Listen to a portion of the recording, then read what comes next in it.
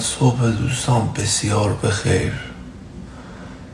لنگروز خوابه، زیاد نمیتونم جیغ داد کنم. خدا شاهده حاجی، بیدار شدم. میزان